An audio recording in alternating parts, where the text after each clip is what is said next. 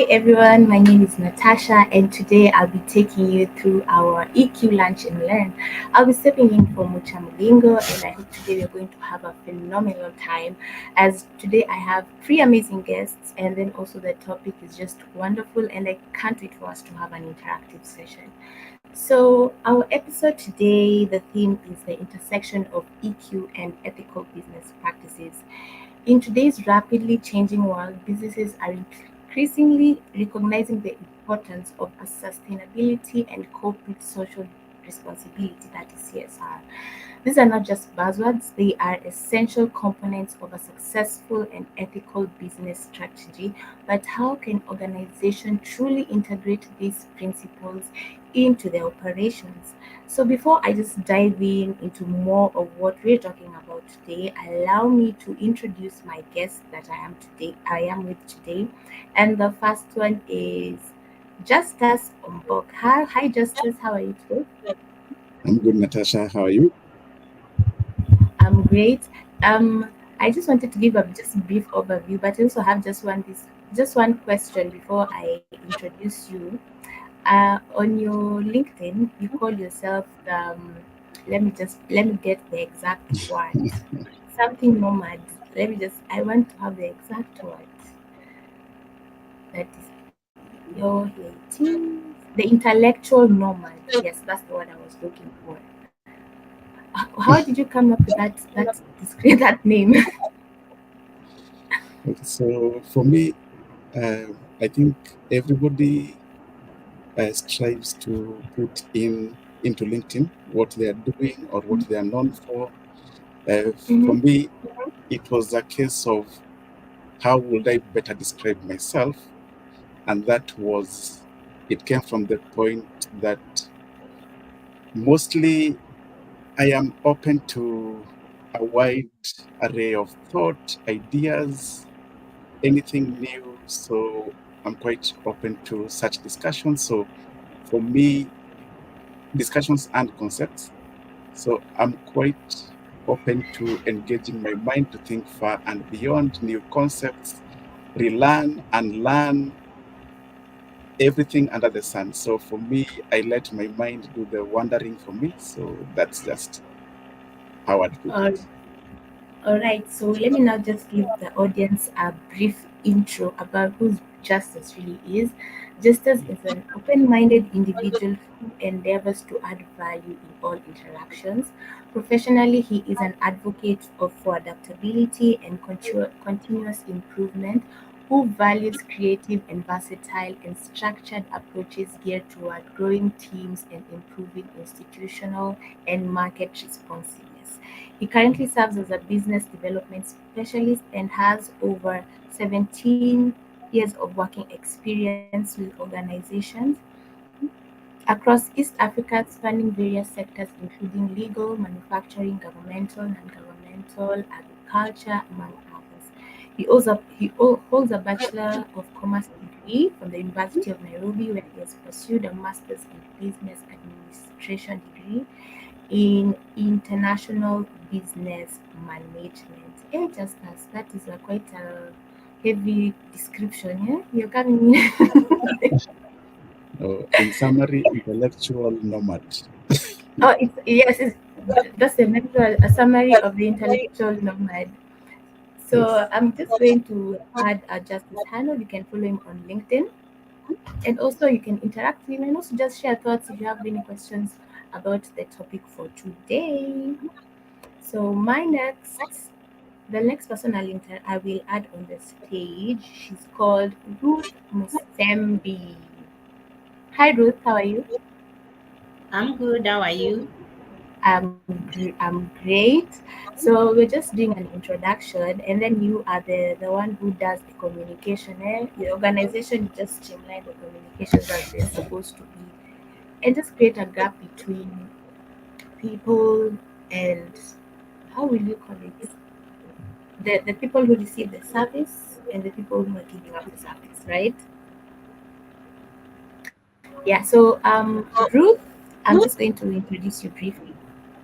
Ruth Musembi is a communication and people development specialist, a change communication practitioner, a scholar, a fellow of the Public Relations Society of Kenya, and a Lifetime Achievement Award recipient as a certified leadership transition coach.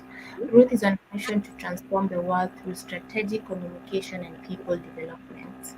With over 25 years of experience, Ruth is an expert in strategic and sustainability communication, client support, business development, training, and culture change. Her communication strategies have successfully driven positive change in organizations in different sectors. Ruth's expertise spans developing and implementing communication strategies, conducting research, and managing internal and external communication efforts. She also publishes a LinkedIn newsletter, Balanced Leadership Nuggets, offers insight to help leaders and high potential transition to a balanced leadership approach. In her free time, Ruth coaches individuals to maximize their personal and professional potential in leadership, communication, productivity, marriage, and parenting. So, Ruth, you really have a very extensive introduction that has punctures and punctures, right? So, this is a offbeat question. Can you just briefly tell us what's the difference between coaching? I hope are you able to hear me? Coaching Yes, yes. and also as what is it really be and a therapist? Yeah. What's between the Okay. two? Yeah. Thank you very much, and good afternoon, everyone. As you've heard, I wear many hats. Principally, I'm a communication and people development specialist, and one of the ways I develop people is through coaching. So I've been asked to speak to what is the difference between coaching and therapy. So coaching and therapy, and I will add a few advising and training and counseling. They are all called health professions. So these are professions where a professional helps another person. So when it comes to coaching and therapy, in therapy, you are working with, and I'm not a therapist, so I'm just giving a very top line rendering here. You're working with someone who is at a certain mental space, and you are working with them to help them to process what is going in them and around them for them to be able to come to a space where they can have a more balanced mental state. And again, I'm saying that as a very big novice because I'm not a therapist. I am a coach. Ah, So when it comes to coaching, we work with people to help them maximize their potential. We believe that people have all the answers they need within them, but normally when they are going through different states and different periods of their life, sometimes they get a mental blockage, and you find that they have the answers, but they are not able to tap into them. And sometimes it's because of their belief system. So maybe there is something someone has believed about themselves for a very long time, or someone told them about themselves and they believed it. Sometimes it could be because of behavior and habits. There are things they have done over and over again. And so when we sit with a person who has come for coaching, we work with them and we call it holding space. I will be there for you, and I will be a sounding board, and I will ask you thought provoking questions where you'll be able to discover actually what you need to do about your situation. In short, we don't give people answers in coaching. We do not advise people in coaching at all. We don't tell you what to do. We walk the journey with you, and within an hour, you can't believe this. Within an hour, you will come to an aha moment, and you are able to say, wow, I now see what I can do. I now see what was holding me back. And by the time we do 3, 4 sessions, you are good to go. So coaching is not even like a very intense thing. We do it, and then you get your help, you go your way. A month later or a year later, if you want to come back for more, you come. And every time you come, we are just brainstorming. When you come to me, I'll ask you what is a topic that you want us to discuss. And then based on that, I'll work with you and you will discover your answers. You'll come up with your work plan, and then you will go and implement it, and you will look for someone to hold you accountable. And usually that is not the coach. The coach will not be the one. You look for someone within your circles to hold you accountable. all I've right. made long, but yeah, that's it. But you've really given us a very nice description, because I also find like some people usually they find it difficult to understand coaching and therapy. It all involves talking to one person and getting a feedback. But thank you for just expanding it for us. I've also added Ruth's LinkedIn handle. You can interact with her after the session, and also she can tell you more about the coaching sessions and also her newsletter that she publishes. When do you put out your newsletters? It comes out twice a month, and there's no specific date. So my Oh, followers are just always on the lookout. When I get an inspiration, then I put it. I try to do that twice a month. all right then. So last but not least, I will introduce our third panelist, Mr. Joseph Ngudiru. So hi Joseph, how are you? Hi Natasha, how are you doing? I'm okay. First of all, I've seen you will, before I read your brief description, please tell us who is a climate tech engineer.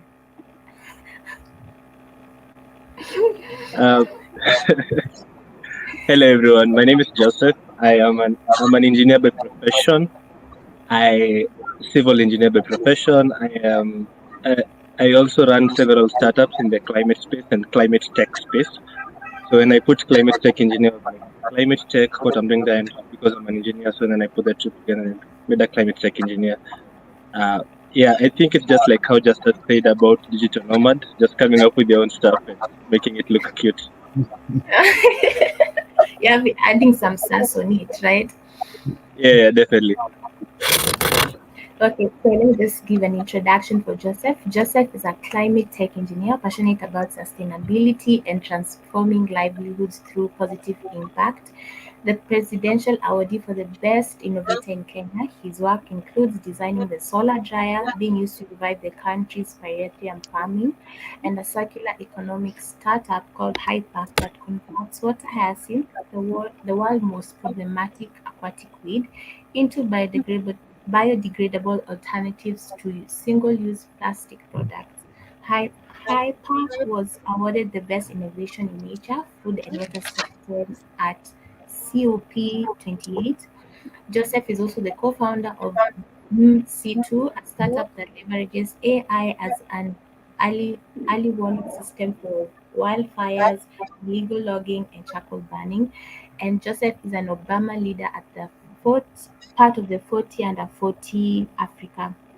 Okay, Joseph, that is such a commendable, yet how will I say it?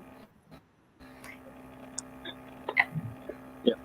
Your accolades are are really nice. So tell us more about the 40-40. How did you get that chance to No, be it's the part of 40 that? under 40 Africa. Yeah. Yeah. So 40 under 40 Africa, they call out for these submissions every year. I don't know exactly who nominated me, but I was nominated and they started sending me this request to fill in our data and information. So they awarded me under the science and technology chapter or thing, and that's how I got that. Oh, Yeah. interesting. So I'm just going to put Joseph handle. You can follow him on Instagram to interact with him, and also you just get to know more about um, what he does. So my guest for today, let's dive in to our session. So my first question is, in a fast-paced competitive business environment, how can organization balance the need for quick decisions with deeper emotional and ethical consideration that EQ requires? Who will begin? Will take the first guess or the first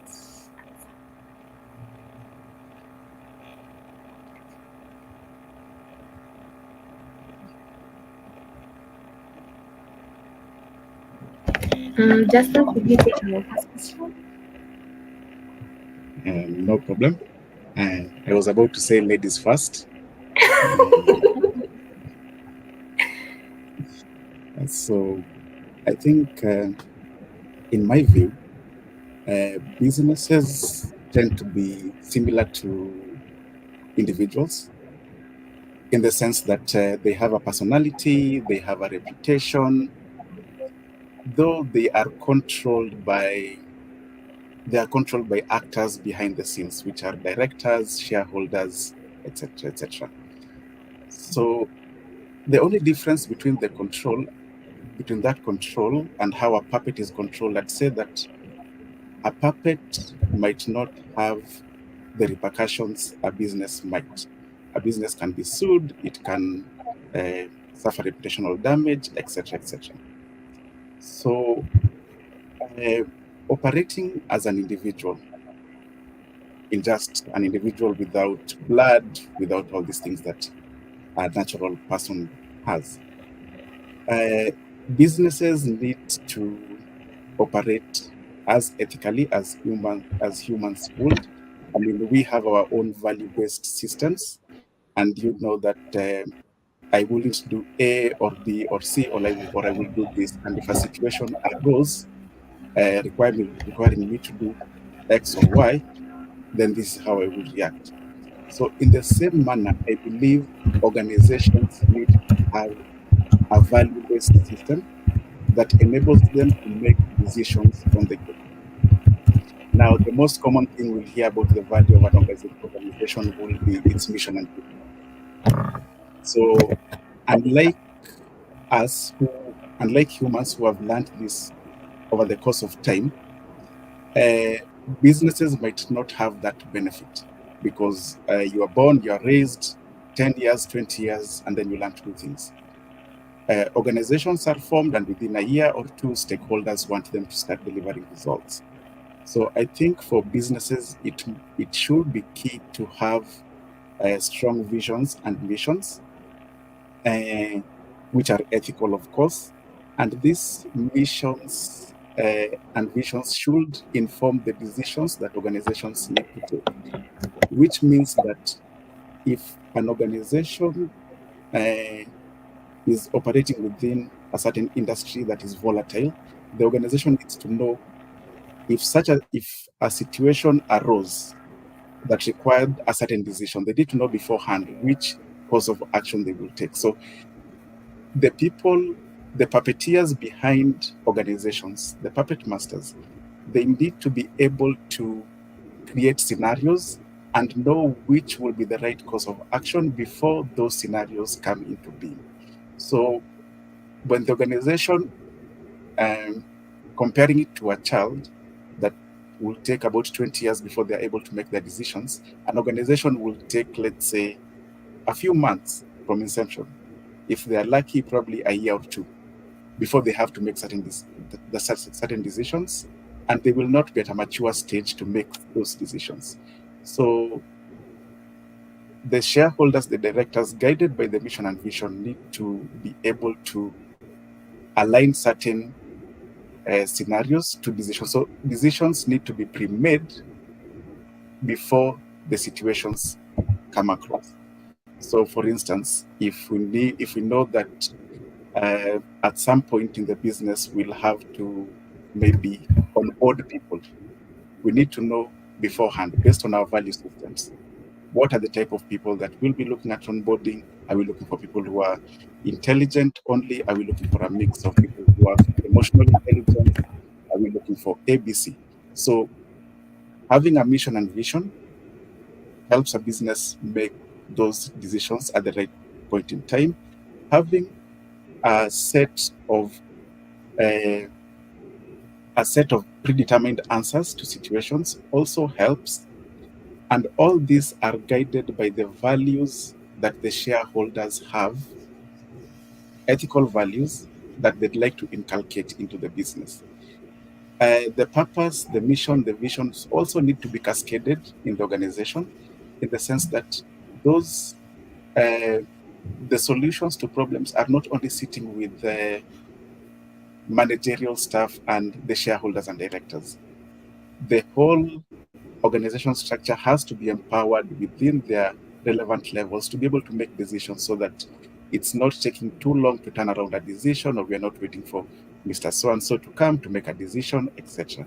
So the hierarchy has to be empowered And yeah, the vision guides everything. So I think in a nutshell, that is what I would say about that. Yeah, but at the bottom of it all, an organization has a reputation similar to that of an individual. Yeah. So I really like the point where you've given out that the organization has to involve everyone in it to make some decisions, but then you might find some people might be hesitant or might be feeling like I've been here just for 2 to 3 months, or let's say have you been in those scenarios where you join an organization, you might be in a leadership level, but still you're quite hesitant on giving out your observations per se, or your feedback, or what you think you might change.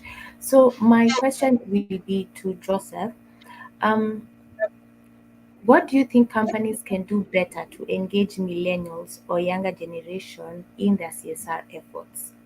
As much as Justice has said that it has to include their vision, their purpose, their sense of direction. But what do you think companies can do to better engage millennials and younger generation in their CSR efforts? Yeah, thank you so much for this. What can we do to? We saw recently this upheaval of Gen Zs on the streets and millennials shouting for and clamoring for social justice and for a bit of changes in our financial systems in the country. So I think if you want to engage millennials and young people better, you meet them where they are, and in this case, this is social media mostly. Um, things TikTok, Instagram, X. We even saw the president having a baraza, a public baraza on X, which was something that was really uh, unthought of like 2-3 years ago. And if you want to engage young people, first get to know where they are, which is we know it's social media. And now number two, the biggest problem that young people have is obviously about finances. So if you want to engage young people, whether in a setup for ethics in a company or anything else, then you need to show them the value, the financial value that's going to be accompanied by the activity or the initiative that you want to engage them in. For example, if you want them to be less, if you want a less corrupt society or culture in your company, then you can show them how being morally upright is going to bring more revenue, or it's going to bring more benefits, maybe socially or financially, to the company, and then that will, and how that is going to translate to them, to their salaries or to their incomes, or how they are working. And the thing is, I think young people have like a lot of massive potential. We have we have a we have this alarming statistics every time about corruption in Kenya and how it's becoming a big thing and everything else.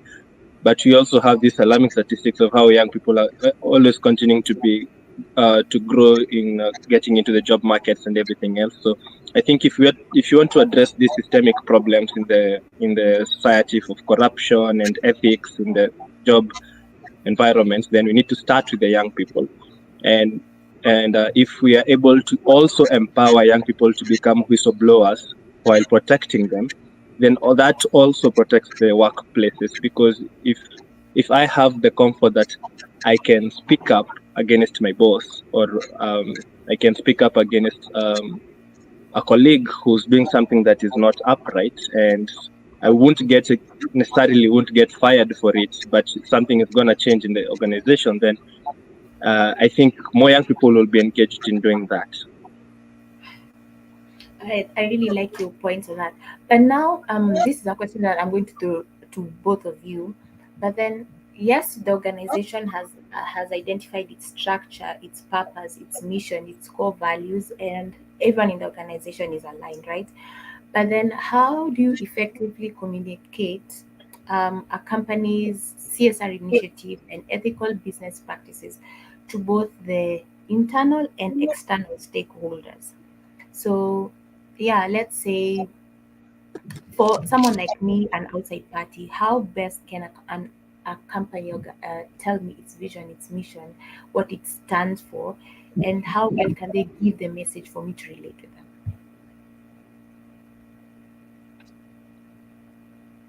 Okay, so maybe I can take that first. So I think internally, externally. So internally, actions speak louder than words, and I'd say the organization being a corporate citizen. Citizenship comes with its own agenda because it means you advocate for the rules and procedures and everything for a certain jurisdiction. So you're a citizen of Kenya, so you are subscribed to that. A company is a citizen of the world, and as such, your responsibility transcends certain areas. So you have a responsibility to the society that you are in, to the environment that you operate in, and also to but society, your environment, and your employees. So when it comes to employees, I believe actions speak louder than words. Sometimes we might have worked in organizations where we have all these fancy things printed on the wall, our mission, our vision, what our value systems are. But when you walk the corridors, you don't see these things. So I believe it's a case of leadership actually demonstrating what is in the value system of an organization. So internally, as opposed to only writing and trying to send emails and telling everybody how you're good, then it's about actually doing them. If you believe in training and development, it has to run through the organization. So everybody needs to to feel like they're part of either a training program, a mentorship program. So it's not just something that will be a preserve of the few and the rest don't feel it. So everybody needs to feel it. When it comes to the external society, they might not interact with you on a daily basis. So it might be a different approach to the internal, in the sense that as a corporate citizen, your responsibility to the society and your clients. To your clients, it could be you need to have better products so that they are satisfied with what you bring out. Otherwise, if you don't do that, then you're not being a good stewardship of corporate citizenship. So to your clients, it could be having the best offering, having the best product, having the best solutions, and maybe thinking outside the box, not to be like everybody else, and showing what your value proposition is. When it comes to the masses who might not be able to interact with your products or with you, then there are certain other types of outreach that could be done, and this could be communication and communicating honestly, measuring what you're doing in terms of CSR and communicating this. So if you're having an impact, say you've decided to drill boreholes and make them sustainable, because that's the other thing, they have to be sustainable, so that you're not sinking money and disappearing and that's it. So you need to clearly elaborate what the impact is. You need to give a sense of sustainability of what you're trying to do. You need to follow up with the communities, etc., etc. So to the larger public, communication is key, being honest, measuring your impact, and also getting on the input of others, because as the organization is an individual, it needs to listen to whatever the society is saying. If the society is saying something that you need to correct, then listening, adopting, and implementing is a good way of demonstrating, communicating to the public that you're actually taking in their input. Okay, that's so profound. My question is, let me take something up on what Julius has just said. I agree with all that, Julius. Thing is, though, we've had a lot of PR coming in the way of CSR, and you've probably seen these instances where companies are really good at playing PR and playing what they're doing, or screaming louder than what they're doing in terms of CSR. And I think maybe there's a role of the public to hold these companies and industries accountable. because you realize that you can get the communication out there, but it is all PR and just making yourself look better than what you're actually doing, which is something that happens a lot in my space, the climate space, and you have a lot of companies doing this greenwashing of customers and of clients, saying that they are going to be carbon neutral, carbon negative, and such kind of trying to draw the jargons off there. So yeah, I agree with all what you're saying, but yeah, I think there's also like a place for the public to hold these companies accountable and responsible for what they're doing in terms of CSR. Yes, Okay. My question is, this is I believe also you work in the legal field, right? There is this issue about whistleblowing. So where the people on the outside will come and call you of saying you said you did this and this, or your company is against the services you're offering, or there is just a backstory, and then it's more of whistleblowing. But what are some of the efforts, or what are some practical tips that you can give an organization once they face something of an alarm has been raised? This is not what is being sold out there. This is what is happening before. So yeah. okay.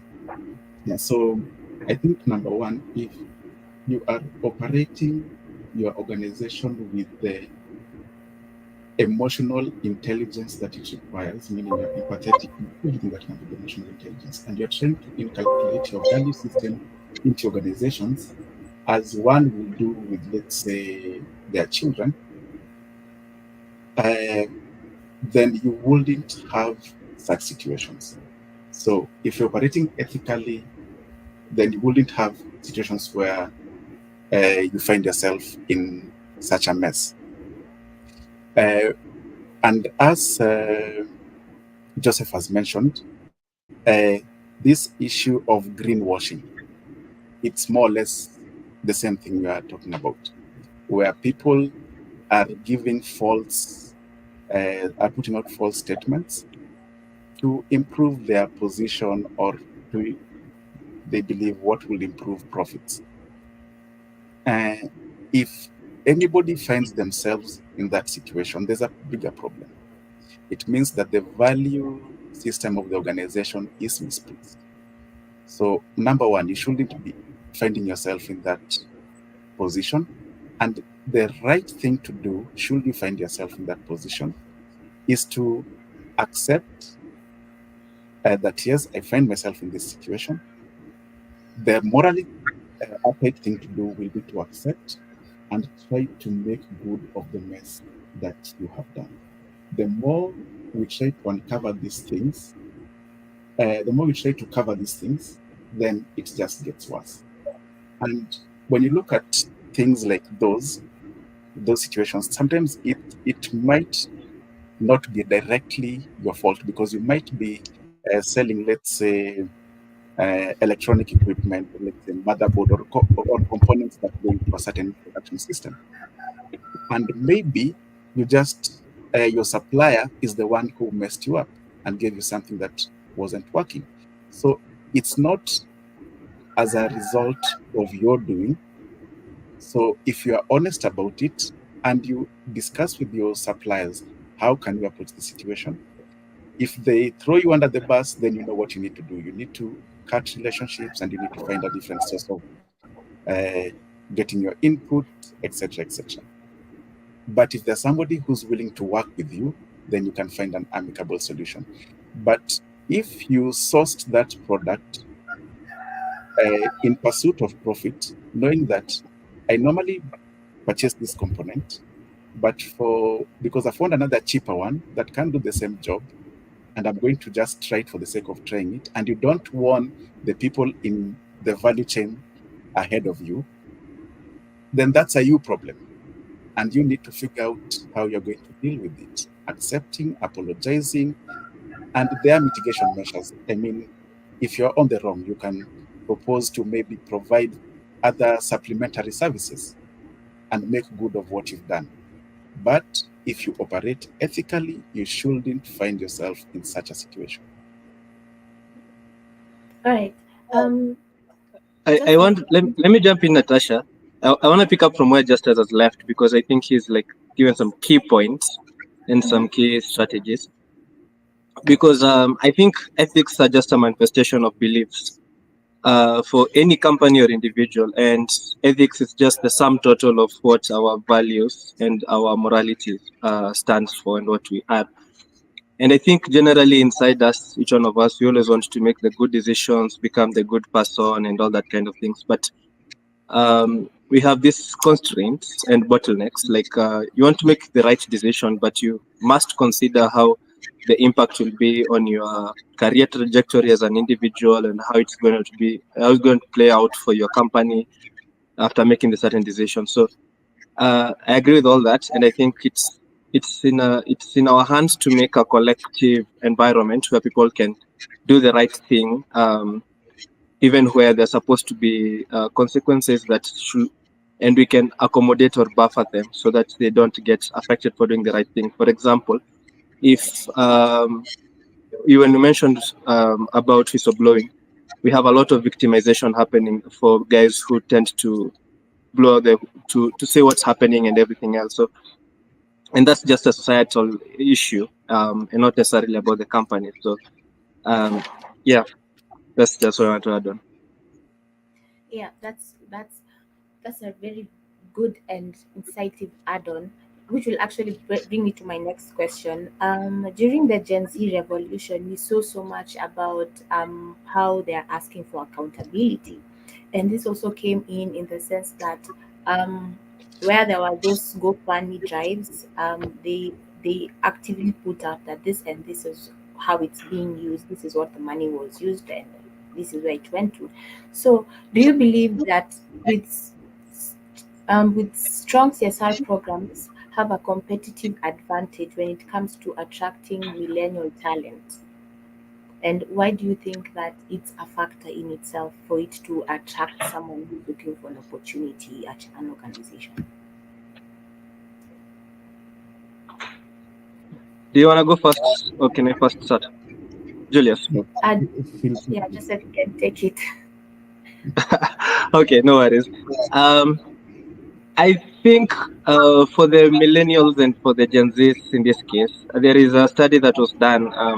I don't have the exact numbers, but I think about 60% of young people will be willing to buy a product for more money if it presents integrity and value on how it was made as opposed to another one. And that is okay. The bad thing is that that's the sum total of the marketing and the PR strategies that a company plays. But I think young people are more oriented towards what is happening at their spaces. I don't want to go political in this angle, but you can see right now there's a whole clamor around the world collectively for what is your company doing and what is your company's stand on things like Russia-Ukraine war, Gaza-Israel thing that's going on. We see like companies might be or might not be victimized because of their stand that they had in things like Black Lives Matter. We see some things like simply changing your logo during the Pride Month being a really big factor and an influential factor for young people. So I guess such kinds of values and principles that a company stands for are likely to attract top talent, and not just talent, but also customers and consumers to your product and to your brand. That is depending on what you stand for and what when you say, for example, you stand for a certain thing and you mean it, because customers and people, especially young people, are extremely it's easy for them to point out whenever you are lying to them or whenever you try to, sorry for the lack of a better word, but try to bullshit them. They are more open to like pointing that out and recognizing that is a hoax or something. And if you're able to, as a company or as an institution, if you're able to stand up for a certain value and stick with it and defend it, you're going to attract top talent and followers towards your thing. Okay. And maybe probably just to add another view to it, I would take a wider view of corporate social responsibility. I would look at it as the responsibility of a corporate entity. And as I mentioned, it cuts across your responsibility to the environment you're operating. You cannot pollute it. You cannot do things to it. Your responsibility to your clients. You have to give them the right products. Your responsibility to your shareholders. Your responsibility to your employees. And on your employees, if you look at it from that perspective, you need to treat them well, and that will attract them.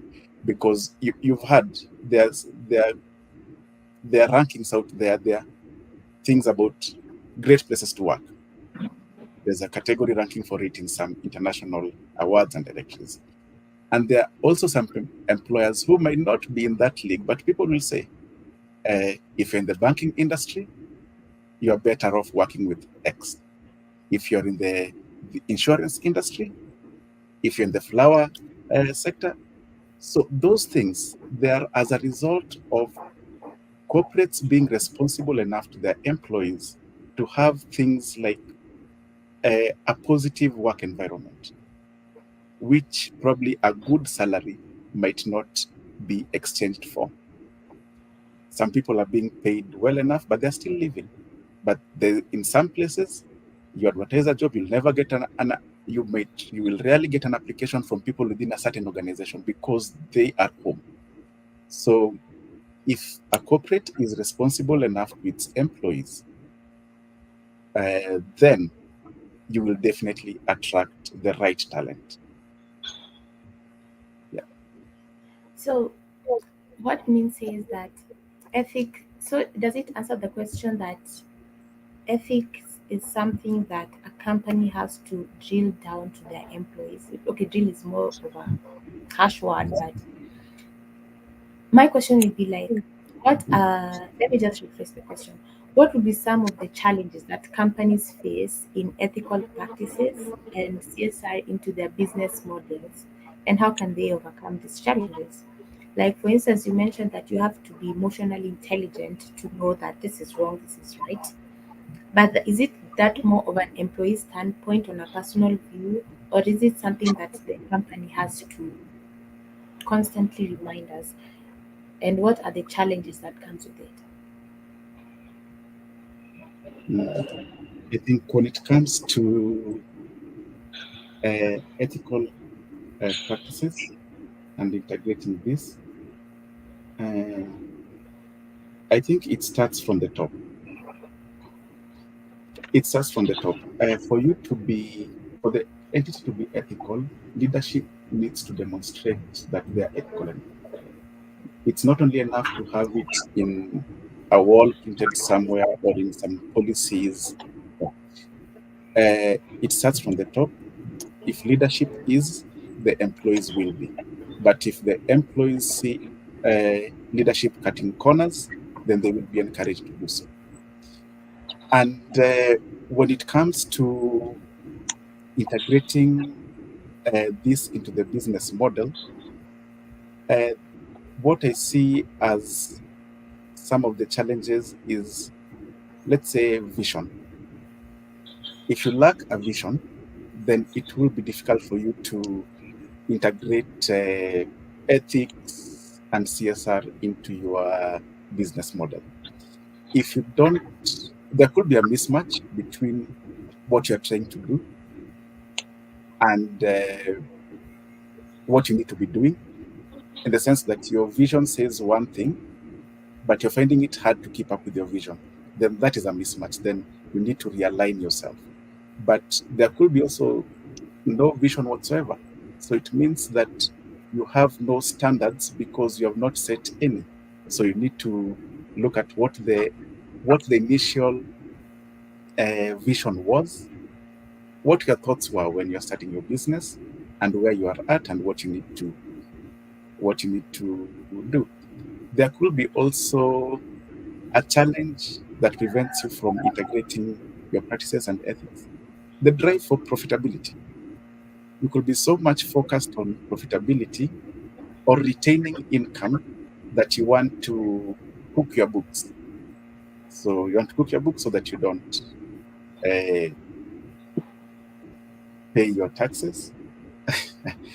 Or maybe you have a personal project that you're trying to finish as a director, and because of your need to finish it early enough, you want to misappropriate things and do things and do things and do things. So that greed or drive for profitability can also impact the effectiveness at which you can integrate the two, and also being short-sighted, not having the long-term view. If you have the long-term view, then you'll be patient enough to actually take time to develop certain ethical practices within your business model. Because sometimes ethics is hard. It doesn't pay off as some things, as lack of it would. So if it's investing in your employees, it will take time for you to realize the benefits. Of course, you'll spend more money, but yes, it will take time and it will pay off eventually. So being too short-sighted does not work in favor of inculcating this into our business models. Joseph? I don't even know what to add after that. It's just like said everything. and I completely agree with every point.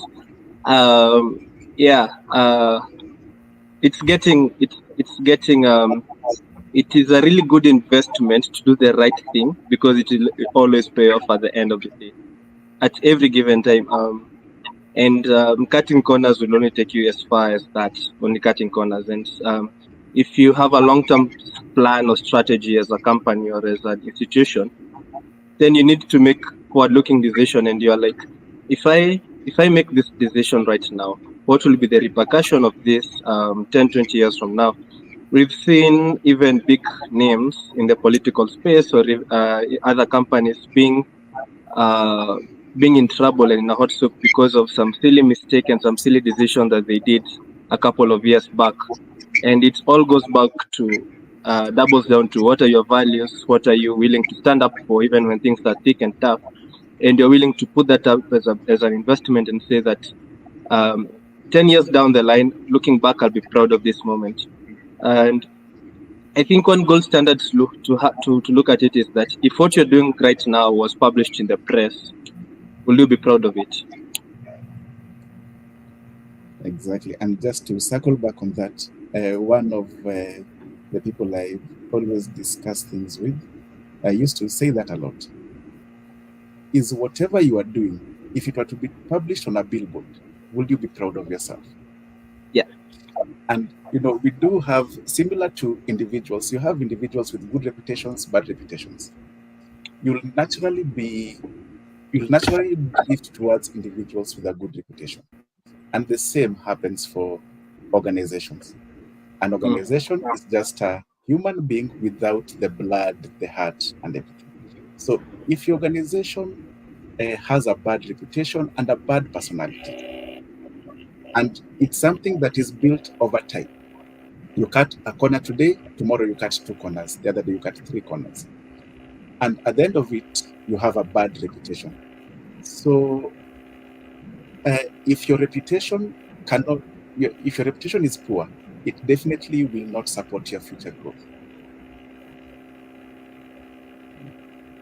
That's super profound. Let me just give a shout out to our live audience, and also we do have a question while it's drinking.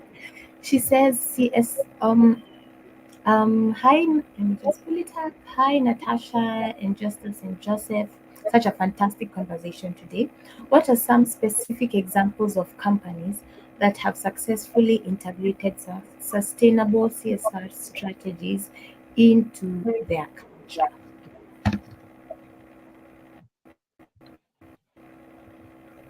So, just Joseph, will you take up that question, considering that most companies come to you when they say we want to invest in climate change? How would you take up that question? I think they're asking about what are specific examples.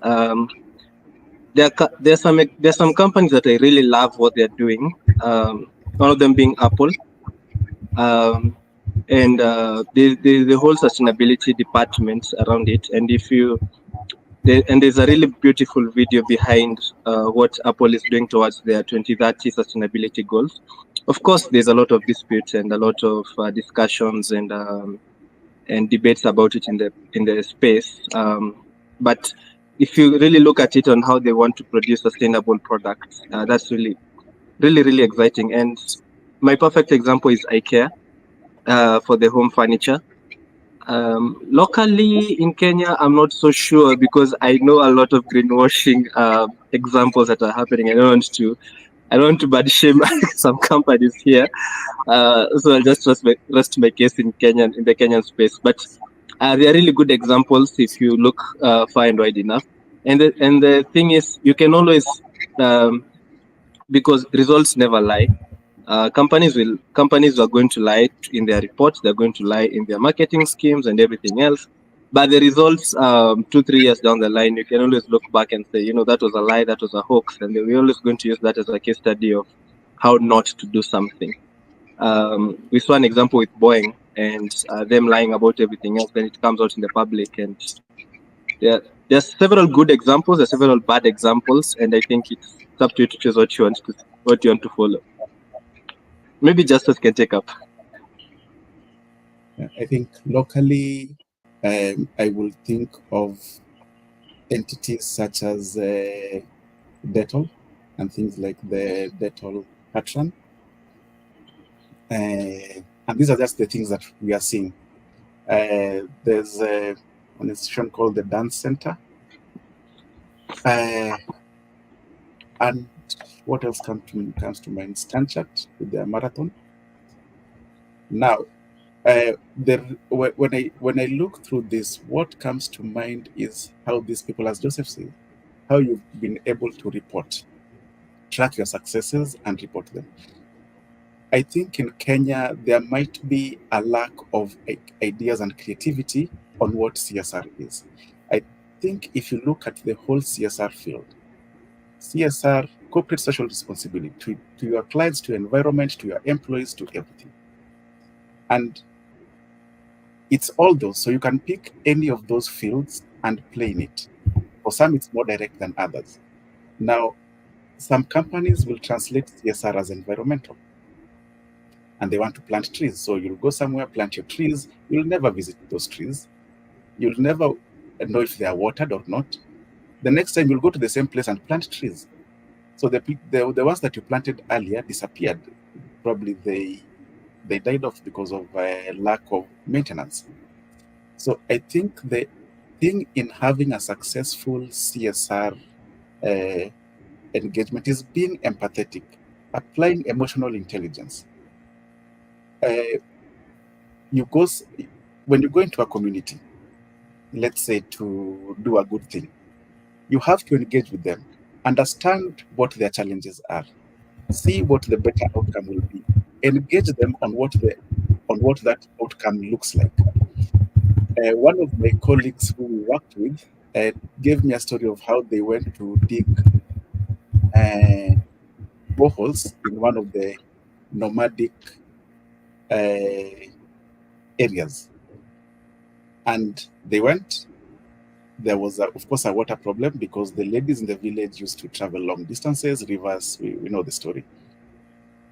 And they saw, this might be a situation where boreholes would work for them. And they dug boreholes. A few years down the line, the domestic abuse cases in that region had gone up. Now, they went back to find out why did that happen. So what happened is all of a sudden, the ladies in the village, they have the water, so they're not traveling long distances. And what used to happen when they travel long distances, they used to discuss their things, offer each other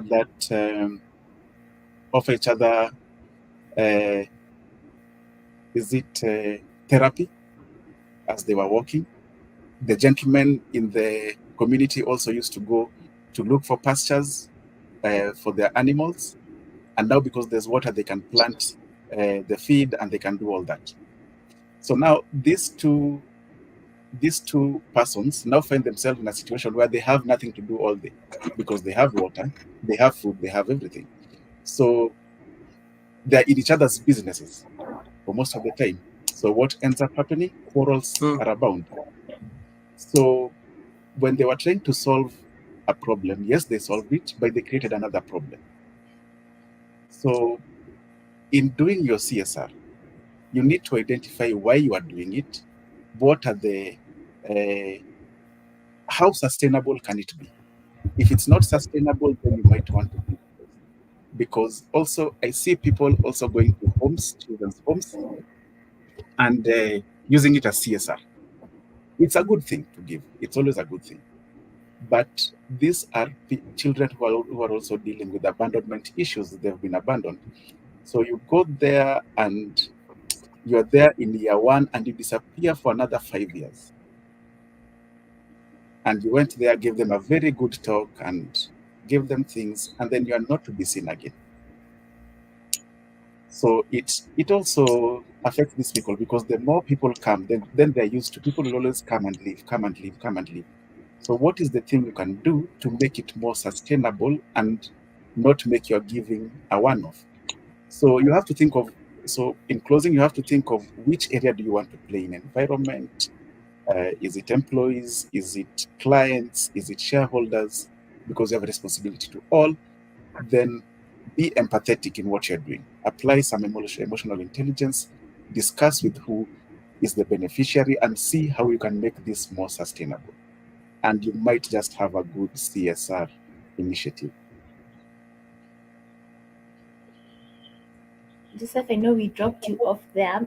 Do you have any points that you can add on the questions that you were taking on? And it was yeah, let me add on that. I'm so sorry for dropping off.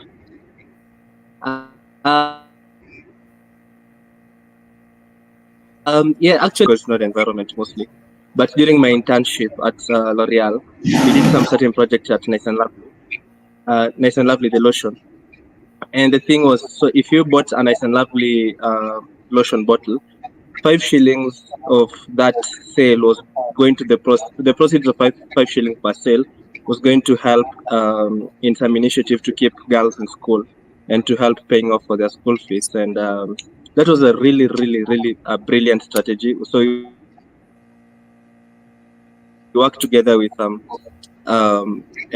and the one thing, actually, just before I go into that, most of the time you find when organizations are going to do CSR projects, you tend to go to a particular community thinking that you have the solutions and that you're presenting to them the solutions, instead of you working with people in that community to identify exactly what are their pain points and now how can you now address those pain points that they have.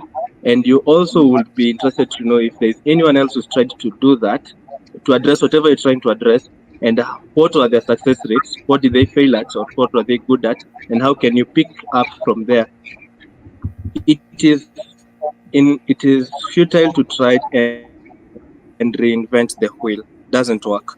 So you just go into these communities and everywhere else, take up the local knowledge and bring up your own as well, and work together with that. So for this particular case, we worked with it was a collaboration between Nice and Lovely and Sky Girls, and it was basically identifying these girls who are in high school and were having a bit of a hard time raising money for their school fees in these communities, learning what their problems were, the challenges of why they couldn't even raise school fees. Some of them were just poor. Some of them it's their parents who didn't believe in girl child education. Some of them it's because their schools were like extremely fast and they really wanted to go to school, so they needed to go to boarding schools and certain kind of things. And from that's the angle that you now approach it with, and you're able to like have a really good CSR strategy. That's profound, and I really like what you have said. But then, so while this in here says that it's crucial to work with the people in the community to identify the need and to find the solution. And also, just as on your point, the way most organization or most people usually run to say, it's this time of the month, let's just um, go to a children's home, and then they disappear and come back 1 year later. If someone says I adopt a child, I will cater for them, and then they disappear. But then my question is, um, what role does HR play in ensuring that CSR initiatives and ethical practices are not just corporate lip service, but are actually lived out in the organization operations? Yes. Come again? How do is it HR? Pardon? Come again with the question. How do Oh, how the do question is, what role does HR play in ensuring that CSR initiatives and ethical practices are not just corporate lip service, but are actually lived out in the organization's operation?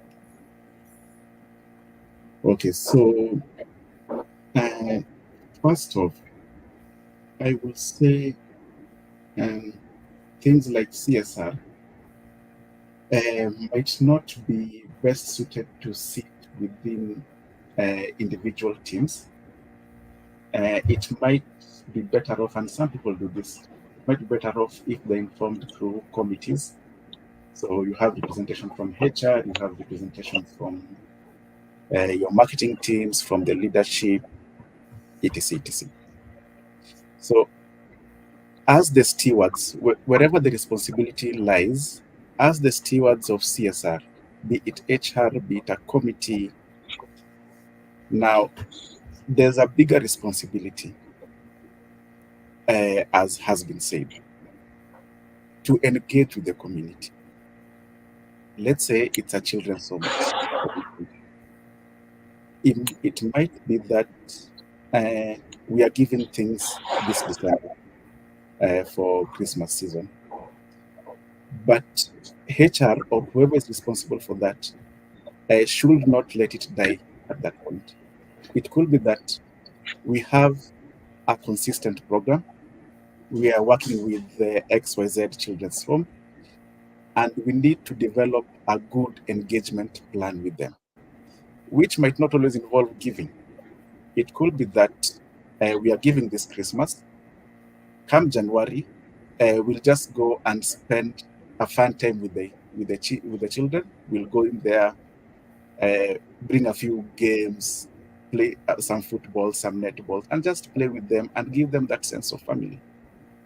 And then during that's in, let's say, in January, in February, March, we'll go share a meal with them, cook with them, have a day with them, etc. etc.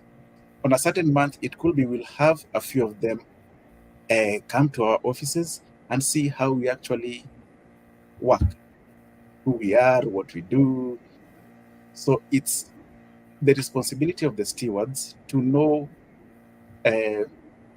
what to do and what to propose to leadership, so that leadership is giving CSR a holistic view that yes, we want to engage with this home, but it won't be enough for us to do only this. Can we do A, B, C, D? Can we even take some of the children and mentor them? It might not be all the children, it might be just a few. We go in there maybe one Saturday in a month. We send Jackson this month, we send Mary next month, we send somebody else next month. Just talk to them and offer that figure that they need. So, in a nutshell, there has to be a plan. So, the stewards, HR, or whoever it is, they have to develop a plan, which has to be both sold internally and have internal people engaged. Because you do have people who have a heart to do certain things within organizations, but because to them they need somebody to lead them, then the stewards have to lead. These are the options that are available. What are you willing to come in and do? This also has to be bought in by the leadership of the organization, so that they can also support, whether it's financially, whether it's giving people time to attend to these things, whether if somebody attends that they are eligible, it shows up in their performance appraisal that we actually engaged in ABCD. And the biggest thing of all, they have to engage with the beneficiaries of the efforts that they are putting in. What are the problems? You could be dealing with symptoms of things that you don't understand. So what is the need? What can we do? How can we walk this journey with you? So you must apply emotional intelligence on that end to ensure that works well. Yeah. So, oh, just like I see you back. So the question that we're just talking about is what role does HR play in ensuring that CSR initiatives and ethical practices are not just corporate lip services, but are actually lived out in the organization operations? And the best thing that Justice has said something that I find it's quite open, that it's not usually just about giving money and then you go. It can be something easy as just going for fun days, bringing the children to your office to see how they work, having career talks, because it's also giving back to the society, not monetary wise, but also equipping them with services and knowledge about different careers. So, Joseph, any add on to that? Thank you. The little that I found it just to say, yeah, that is 100% correct. But I think one role, if you include HR in this conversation, then one role will be in hiring. You hire for attitude and not only about aptitude, because people can fake it in the interview, and they can fake it on how they are, how good they are, and how qualified they are, their skills and everything else. But the culture of organization bottles and breaks down into like the value systems of an individual. Uh, if you can say that you have a good culture of any company when you have rotten people in the company, and that starts from the hiring. So even if you're going to do a CSR project that involves working with communities and everything else, it still involves working with your employees. And if your employees are not ethically and morally upright, then that means that the CSR is also not going to be morally upright. It's going to be a cash cow. And if it is something, let's say if you are working with people giving relief food or anything else, then instead of that food going for relief food, then it's going to go to their homes and being used by not for the intended purpose that you had planned for. So I think one big role that HR takes is hiring for attitude. And when it comes to CSR, again, as I had mentioned, working with and getting feedback from communities is really important.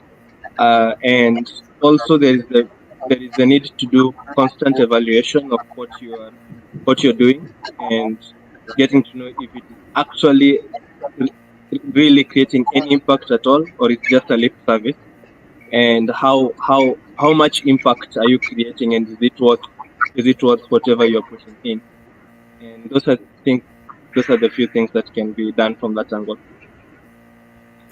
So my next question would be, just as you have worked, I believe you've worked with many organizations or you've interacted with many organizations. My question is, does CSR really impact? Does it have a huge impact on a company as it is viewed by the society? Is it really like a major factor that it is important for them to take upon, or is it now viewed like just an add-on, like by the way? I would say CSR is a good thing to do. It's a good thing to do. I'll always look at CSR broadly.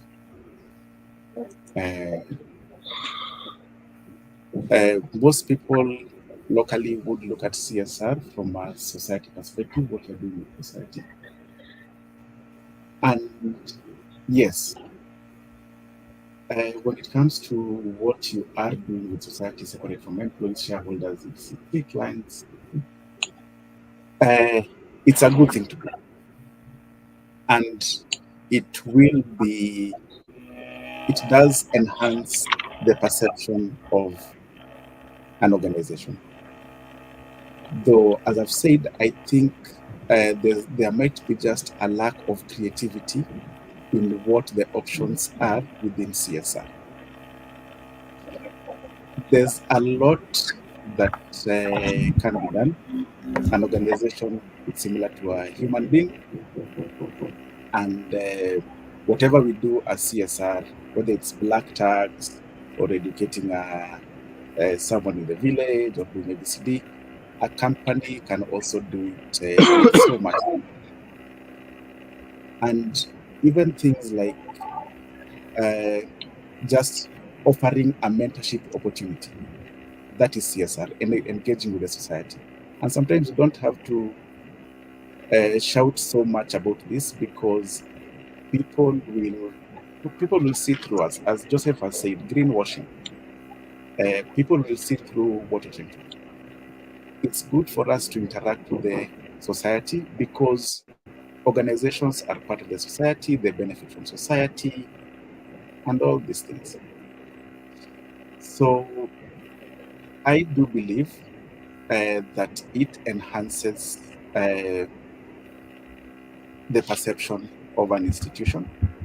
It gives them the human face, the reputation, and I think all we have to do is be careful in how we communicate it, so that we are not overstating facts, so that we are not seen to be trying to be fake. And in my world, an ideal situation of a communication strategy behind a CSR will be partnering with your suppliers and your customers to make a difference. The people who you are trying to display this information to, that you are a good corporate citizen, are people who directly impact you or benefit you. So if you are doing the thing with the children's home, can you invite some of your suppliers to be part of that journey? Can you present the model to some of your clients so that they can replicate the same and do it into the future? That, from a marketing perspective, you are communicating to the people within your domain what you are doing, and you are presenting to them facts and things, which is much more better than trying to show the whole world, people who have no business with what your industry is, etc. You're trying to sell to them something that might not be of benefit to them. So you'd rather focus that energy within your sphere of influence. And when you do that, it definitely puts you as an entity of good repute. And I mean, it doesn't have to be financial, so just be creative around it can help with all the financial elements. And inviting people to do it with you can ease the financial burden. So no matter how small, no matter how big, there's always something that can be done.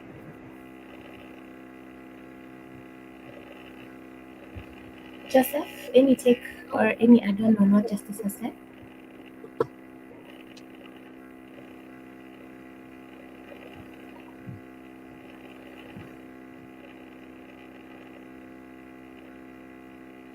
I think Joseph is having issues. Yeah, I think he's having issues. So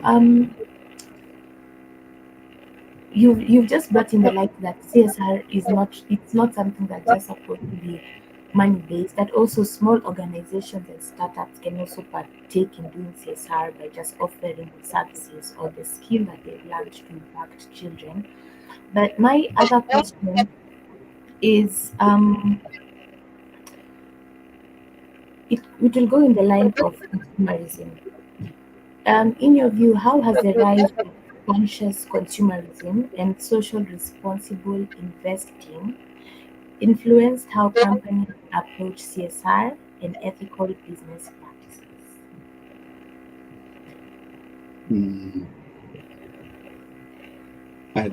I'd say this has been much. I tend to look at Africa, and this within my spaces, have seen it more within the pharmaceuticals space, where people are more keen on what is going into their bodies. People are becoming more health conscious, and you'll see people saying that people going actually to investigate what is behind a product. So if it's brown bread, is it really brown bread or dyed bread? So people are becoming more conscious in what they consume and what they buy.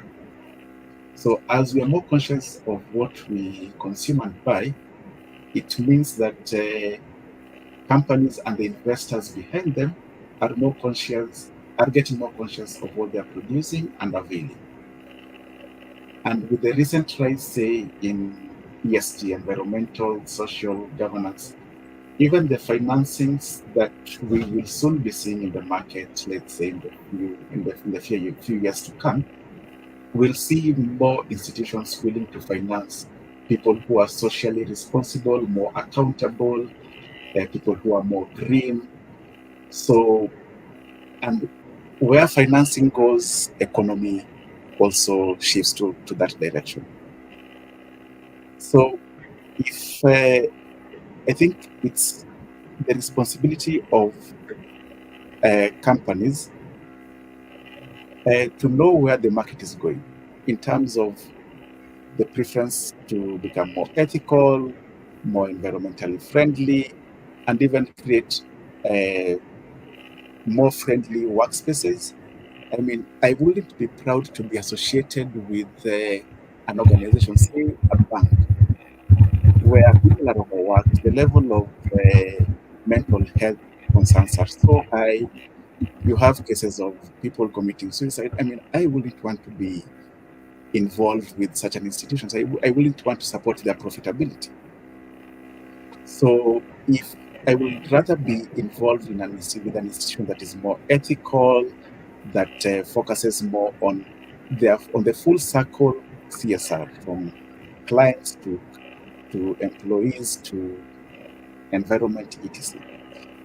So with consumers becoming more aware and knowing that there are options for them to actually source for their needs from places that they prefer, unlike previously where we didn't have much more choices, companies also have to adopt. And I think, as the Swahili says, samaki mkunje angali mbichi, we have to do these things when the business is at its youthful stage, so that we are not struggling to adjust once we are fully mature. So the earlier the better, and we have to keep our antennas up for where we believe consumers want to go in terms of preference of consumption.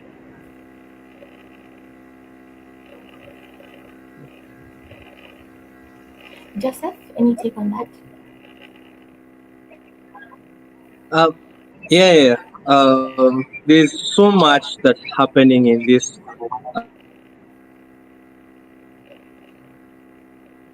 conscious consumerism.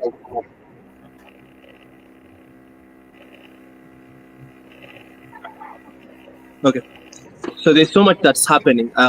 You even saw the likes of much in the meetings, so much carbon.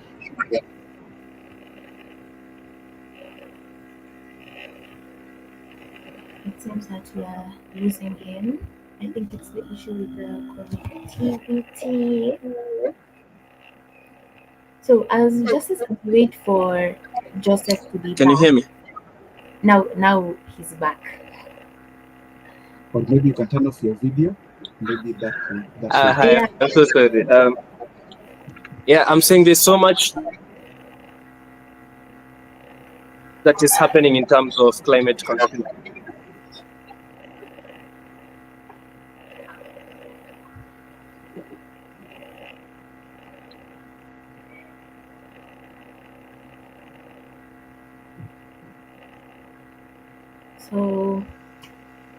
So Joseph, are you back? Is everything? Have you?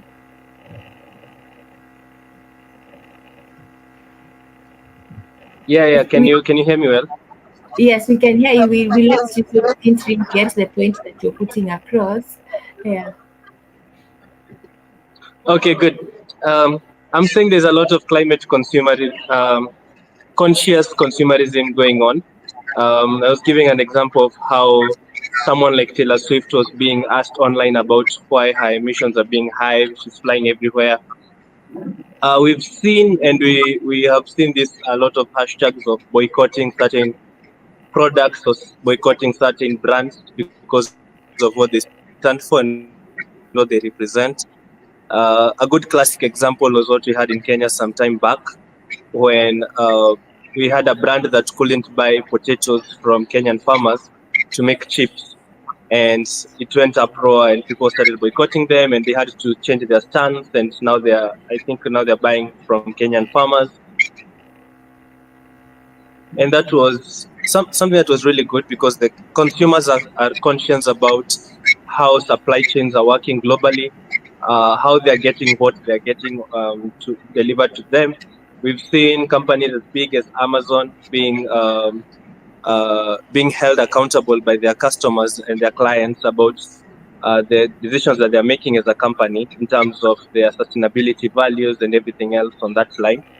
So, and we've also seen companies that are making climate conscious decisions being rewarded, quote unquote, by customers and clients because young people and mostly young people want to affiliate with those brands and they want to be seen like people who support some certain core values and certain CSR strategies that are really paying off in terms of brand visibilities and so on. So yeah. So it's so funny how whenever you have a really hot conversation, time flies so fast. So we really do. And then especially you see Justice gives you one nugget, then Joseph comes with a head punch. So I have two questions here. First, I want to recognize Justice Edith Ombati says your insights are phenomenal. Good insights from Justice. And now we have another question here from Wildest Dreams. And we'll use it to mostly wrap up our sessions before we take your key takeaways. What is my role as an employee in fostering CSR and ethical business practices? Just me as an employee. What is my role and what advice would you give me as an employee who's passionate about CSR and just an advice on ethical business practices? Yeah. I can take that, Justice, and then you go on. Okay, cool. I think your role as an employee goes as far as what role are you in as an employee? How far does your decision making process? How far does your decision making capability go? And what skills and values do you bring to the table in the organization? For example, if you're in finance, then it is up to you to make sure that the practices that your company is having. Please confirm you can still hear me. Yeah, we can. Though it's breaking, but yeah, we will manage for the next few minutes. Can you hear me? Yes.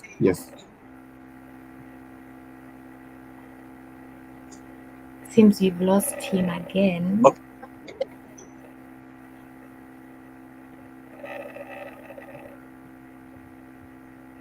So, Justice, maybe you'll take up the question. I think, in my view, as always, charity begins. Now, that question might be coming from a point where maybe the organization doesn't value, but I value, or maybe the organization hasn't shown a keen interest, but I would like to. I think so. In terms of CSR,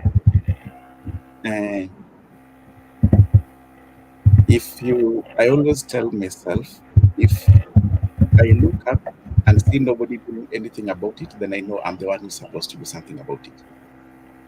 So it might be that you are the catalyst that the organization needs to awaken its CSR impact. And I think it starts, if you're passionate about it, It's something that you just start, and it could be in the smallest way.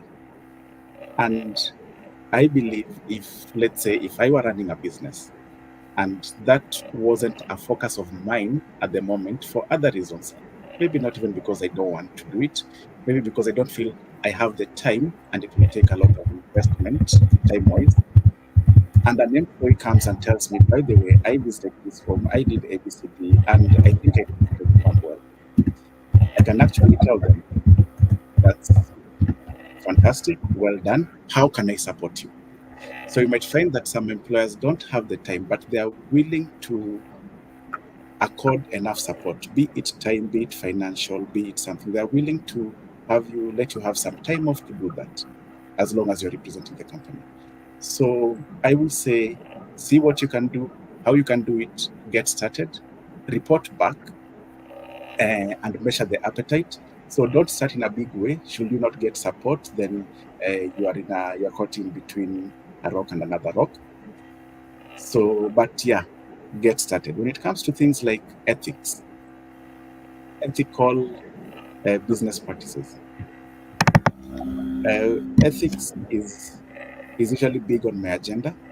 And once again, it starts with you. Within your domain, within the organization, be as ethical as can be. Do it, start it within you. And most of these behaviors, they spread. They're like a cold. Everybody catches them. So when people see you doing it, people might be inclined to do it. So you might be that seed that needs to be planted. So do it. So it's not that everybody is behaving unethically and you decide to join them. No, just do what you need to do. And if you feel that the environment might not be the right one for you, I have friends who have left organizations because of that. They didn't feel that it was ethical enough. People have left careers that they didn't think were ethical enough. So yeah, do it. If it's not working for you, find a solution. And then it goes back to the employers. If people are leaving because you're not ethical, then you know what you need to do. So just as since we're still on you, what would be your key advice or takeaway from this session as we wrap up? Number one, measure if you're engaged in CSR, whether it's with your employees, with your customers, with your shareholders, with the environment, measure your impact. Measure your impact, communicate. There's a difference between bragging and communicating. Communicate it well enough to the right audience, and be very honest. And as Joseph said, always learn from others. And if you find yourself as a business, the other takeaway will be, if you find yourself as a business at some point that you're telling yourself, we don't have honest employees, or we don't have people who have this ethical trait, or we don't have people who are emotionally intelligent. If you find yourself saying that, then there's something you did wrong some time back, and you're actually trying to react to a situation that you should have corrected way back. And it actually reflects that you are not able to inculcate the right disciplines within your organizations at the right time. So it's just to say that something should have been done, it was not done, and even now as you're trying to implement it, it's not happening, because also it starts from the top. So you need to demonstrate it, do it long enough, then it becomes a culture, then other people adopt it, and it becomes what your business is known for. It becomes your reputation, whether it's honesty, whether it's caring for others, whether it's being a positive person, so all that. So take stock, and yeah, do the right thing. All right, thank you very much. Joseph, are your final wrap up?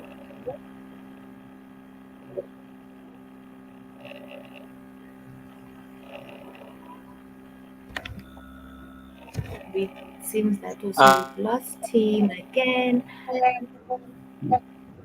Anyway, I just want to thank you first for today. Thank you for just giving us your insights on this topic. It was very eye-opening on your passion, because you're speaking about ethics with so much passion, and we can't really wait to have you next on our segment.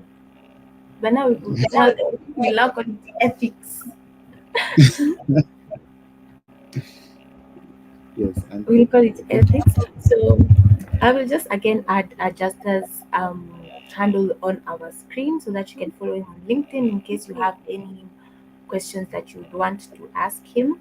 And that's it for the lunch and learn. As we usually say, we'll bring the learning, you bring your lunch. So thank you once again, and I hope we will see you all soon. Thank you very much. thank you, Natasha. Thank you.